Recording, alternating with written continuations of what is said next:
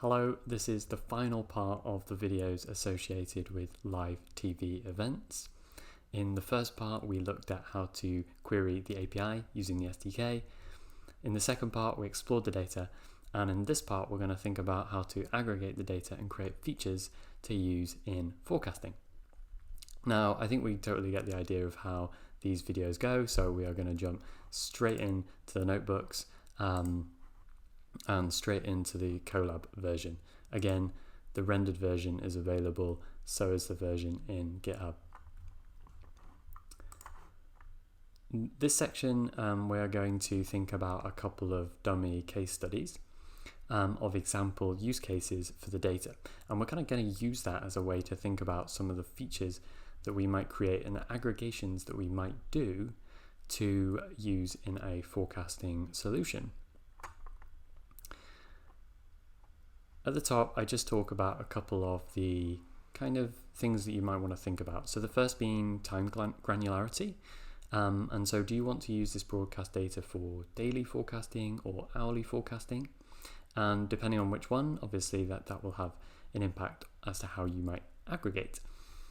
You then want to think about, well, if you're aggregating broadcasts at the same time on the same day, do you want to take the total viewership? Do you want to think about the max viewership? Do you want to think about broadcast count? And in reality, you might want to try combinations of different approaches and see what works best for your application. Right, let me just quickly talk about the high-level cases, like case studies that we look at in this notebook. So the first one is an example of a application where we want to forecast at the hourly level, and we're going to use the max viewership per league per hour. So we're going to have a separate feature for each of the 7 leagues, but if 2 games are going on at the same time, then we'll only use the max viewership across those games. In the second case, again, we're looking at the hourly level, but this time we're not going to use the full duration of the event. So we're looking at an industry or a use case where the length of the broadcast doesn't really affect customer behavior. So something where someone may only make one purchase or one action against each broadcast. And in this example, we're going to focus on weighting the viewers of sports, college sports, so the NCAA leagues, slightly higher. And so this might represent a case where you want to target particularly those fans of those college sports. In the third case, we're going to do an example where we look at daily aggregation, so we're forecasting at the daily level. And this time we're going to think about only using the games with a certain level of viewership. If you remember from part 2, we looked at the distribution of viewerships. And so some games had quite small viewerships and then certain games had much larger ones. And in this case, we're going to sort of make this hypothesis that larger viewerships indicate times when you're more likely to have groups of people come together to view a game.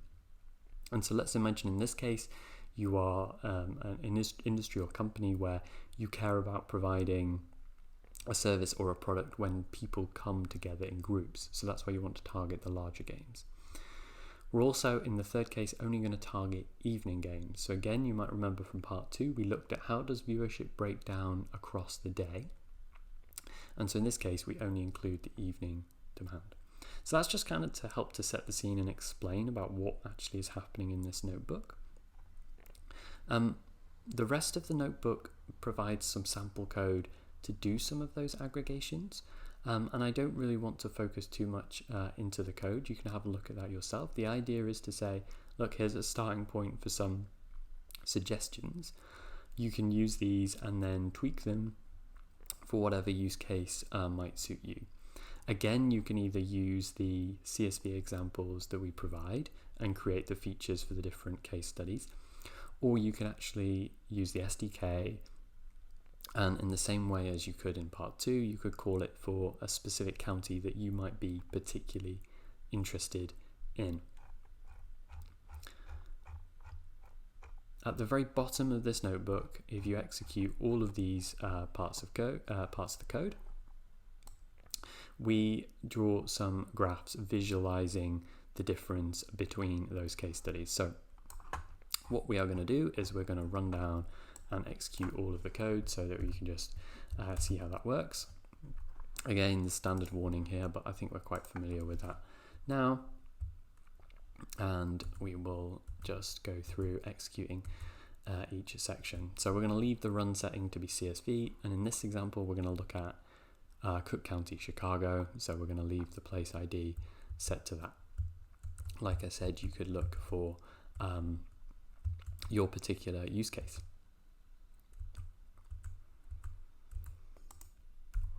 Now that those code blocks have run, you can start to compare what the feature looks like based on those different case studies and those different settings that we've used in the aggregation.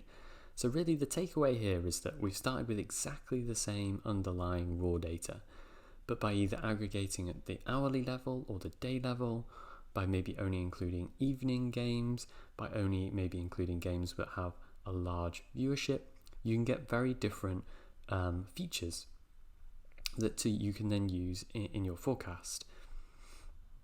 And, you know, by all means, go and have a bit of an explore and a think about this and see what it might mean for you. But it means that what I'm trying to encourage here is you to personalize the treatment and aggregation of this data to best suit you and to best suit helping your particular forecast for your particular use case.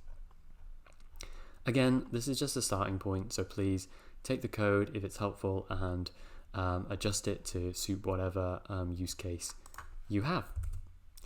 That brings me to the end of these walkthroughs of the data science docs for live TV events. I hope they've been useful. The last thing to say is if you have any questions and you need any help, please feel free to contact anyone at the PredictHQ team and we'll be more than happy to help you out. Thanks ever so much for watching along.